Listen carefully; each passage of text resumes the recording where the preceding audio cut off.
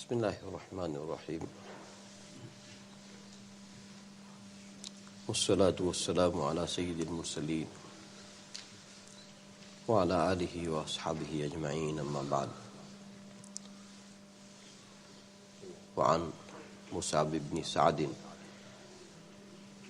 قال رأى سعدا أن له فضلا على من دونه فقال رسول الله صلى الله عليه وسلم هل تنصرون وترزقون إلا بضعفائكم رواه البخاري.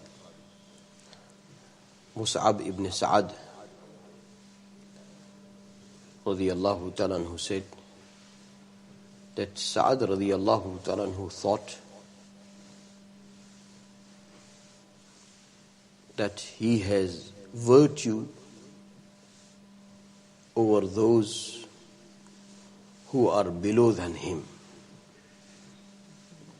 Sa'ad radiyallahu ta'ala anhu thought that he has virtue over those who are below than him because he used to spend onto them. He used to be generous unto them.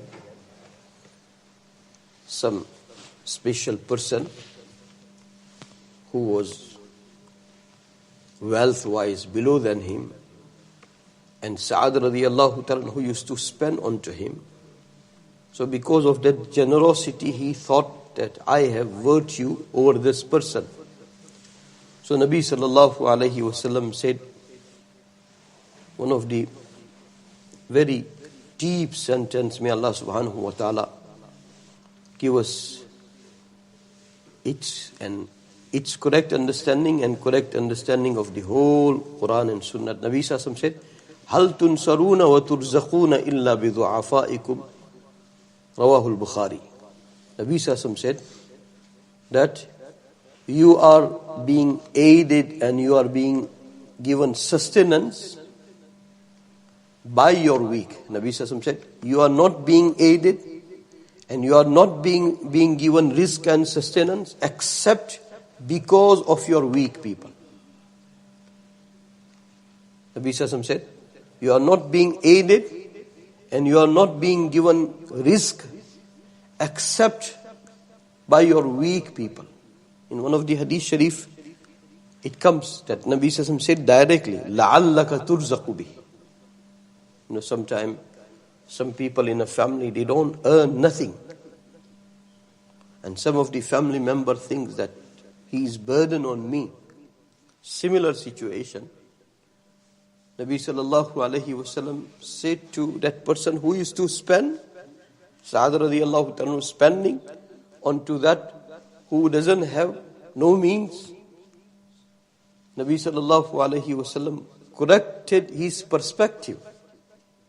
I earn in my family and somebody doesn't earn, I think, oh, I am the provider to everybody. Nabi sallallahu alayhi wasallam said, لَعَلَّكَ تُرْزَقُ بِهِ. It is very highly expected that you are being given sustenance because of him. Because of him, you are being given risk.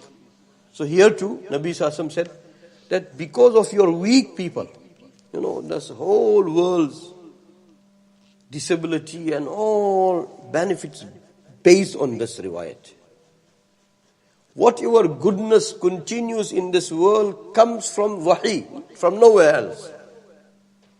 May Allah subhanahu wa ta'ala give us ability to relate it to. Here Nabi Sassam said, you are not being given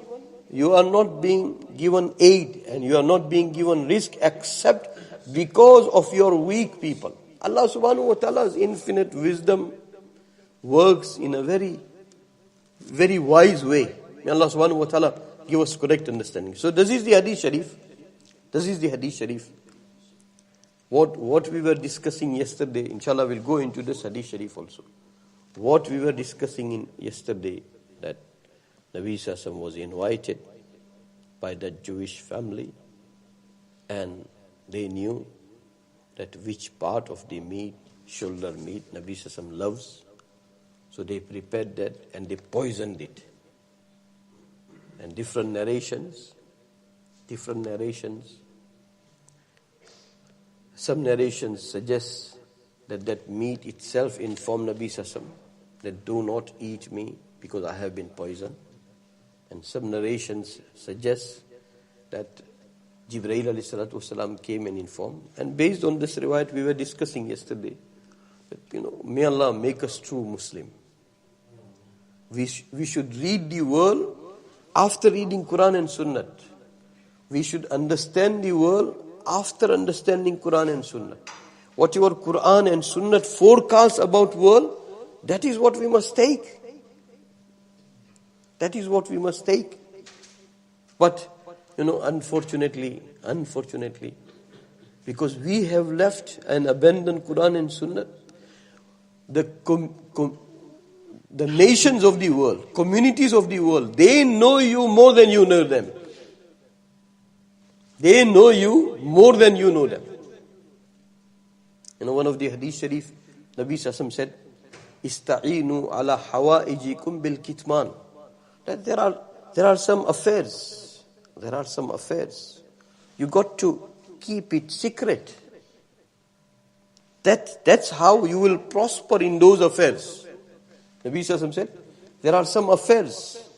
You will have to keep it secret. You will prosper in those affairs by keeping it secret. Otherwise you will suffer. Someone said it nicely, that some truth causes shar. So you stay silent from the truth because you want to avoid shar. May Allah subhanahu wa ta'ala give us, correct understanding. What I was trying to say that, today sometime it must not be happening that Muslims themselves trying to harm Islam and Muslims because of their stomach, because of their position, because of women, aurat and daulat. This is two greatest tools of enemies of Islam against Islam.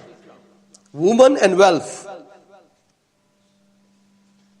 May Allah subhanahu wa ta'ala protect us. Where we are being taught that on your necessities, you help us by keeping it secret. And here, you go and relate secret of Islam and Muslim to the enemies of Muslim and Islam. Allah subhanahu wa ta'ala protect us. And if you don't understand this, we used to have one Shaykhul Hadith, Maulana Ikram Sahab. He used to come by Ismail Bhai Lal's house. Maulana Ikram Sahab. He said once, and on this sentence you will understand what I'm trying to say. He said once that when British were ruling India, subcontinent, so they concluded, their conclusion was that Muslims were living, British were living, Hindus were living. So their conclusion was that Hindu has two enemies, British and Muslims. Muslims has two enemies. Muslims has two enemies. No, Hindus has two enemies, British and Muslims.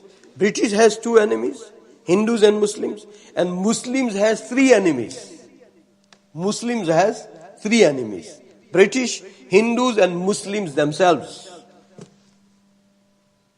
Hindu,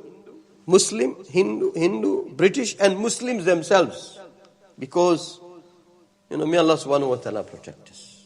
May Allah subhanahu wa ta'ala protect us. We were supposed to be so wise. We were supposed to be so wise. So wise. That someone maybe can harm me in my wealth. But in my deen, no one can harm me. But today's Muslims are so clever that you cannot cheat me in my £1. But I can be cheated about my deen. People take the name of the deen and they take you against the deen. That is the time we are living in. That is the time we are living in. May Allah subhanahu wa ta'ala give us courage. Oh Allah, as a begging of Jumu'ah, give us such sight and vision that we understand every incident which takes place, every community, every day, every night, every event. We try to understand them after understanding Quran and Sunnah. Oh Allah, give us vision of Quran and Sunnah. Oh Allah, give us foresight of Quran and Sunnah. Oh Allah, give us basirat of Quran and Sunnah. That is the lifelong du'as. And inshallah Allah will give us.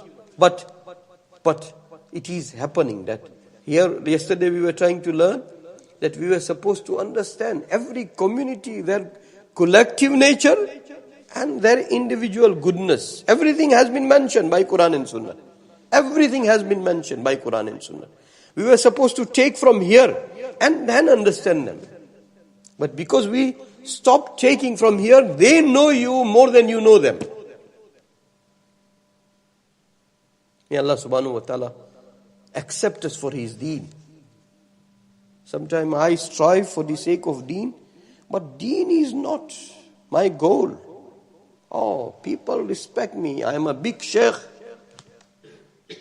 very highly scholarly person, very good imam, very pious. You get what you want. On the day of judgment, Nabi Sassam said that alim will be brought, shaheed will be brought, and generous will be brought. And same thing will happen. Allah subhanahu wa ta'ala will say to him that, what did you do? He said, oh, I taught Quran and Hadith Sharif day in and day out. Allah subhanahu wa ta'ala said, yes, you're right. You taught Quran and Hadith Sharif day in and day out. But here, Jannat, off you go, upside down. Because you did that, because whole world must know I am the greatest alim. So what you wanted, you achieved. Go now. Person will become martyr. And he will say, oh Allah, I struggle in your path and I became shaheed in your path. So Allah subhanahu wa ta'ala will say, yes, you became shaheed, but you wanted to be known. Title you wanted to earn. That fulanun shaheedun. That person is shaheed. So everybody knows. Everyone knew that you are shaheed. What you wanted, you achieved. Oh, I was very generous. Allah subhanahu wa ta'ala said, yes, you were very generous. But you wanted to be known, that people pay salute to me and respect me. That, oh, he is Hatim Tai of our time. He is the most generous person. Everybody knew you that way. What you wanted, you achieved. You didn't want my pleasure. So off you go to Jahannam. We all, many times, majority of us, we are sometimes making very good efforts, but just for the sake of name and fame. May Allah subhanahu wa ta'ala protect us. May Allah protect us from the riyah. Everybody, now, it's our age is the biggest problem and biggest tragedy. Age of profiles. Oh, I'm building my profiles. And we Muslims, we are supposed to know that profiles are only built by Allah subhanahu wa ta'ala. May Allah subhanahu wa ta'ala give us correction. That's why, when we started this e-masjid, if you remember, must remember always, onto the mimbar, broken small masjid, and son is delivering talk, and father is sitting in front of him and asked him, that who did you intend?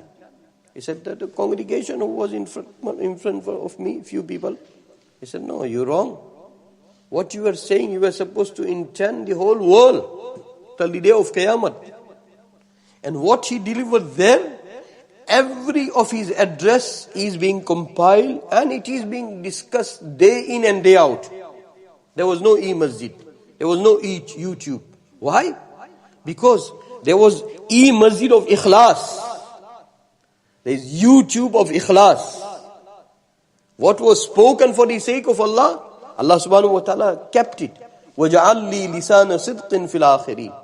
Oh Allah, remember, make my work continue, make it go till the day of Qiyamah. Ibrahim alayhi salatu wasalam said. So he intended, and father must have been symbol of ikhlas and symbol of vision. They had global vision. No one is global like true Muslim. This ummah was global. His efforts were global. His thinking was global. But everybody, there each ki masjid bana li. Small masjid we made, and there is a fight and clash between masjid and masjid, between idara and idara, between ulama and ulama, between teacher and teacher. And that's what they strive day in and day out, and that's where they become happy. Sahaba were not like that. Oh Allah, make us visionary. Oh Allah give us broadness. Allah make us have. That's why I said that sometimes truth is more harming than the lie. So you stay silent. People take you coward, but at the end they will come to know that what was kept away and truth was not spoken then, it benefited more than now. May Allah subhanahu wa ta'ala give us imani vision. Jumu'ah comes, I always say it's a day of lottery. You can hit the jackpot of iman and Quran and sunnah. For the whole ummah, may Allah subhanahu wa ta'ala give us imani vision. May Allah subhanahu wa ta'ala give us such sight that we understand every community after understanding Quran and sunnah. Bismillahir Rahmanir Rahim. Ya awwal al-awwalin, ya akhir al-akhirin, ya rahim al-masakin, ya dhal quwwati al-matin, ya dhal manni fala yumannu alayk, ya dhal tawl, ya dhal jalali wal ikram. La ilaha illa ant. زهر الللاجئين وجار المستجيبين ومأمن الخائفين يا مأمن الخائفين إن كنت كتبتنا عندك في الكتاب أشقياء فامحو عنا اسم الشقاء وإن كنت كتبتنا عندك في الكتاب مقطرا علينا أرزاقنا فامحو تقطير رزقنا وحرمان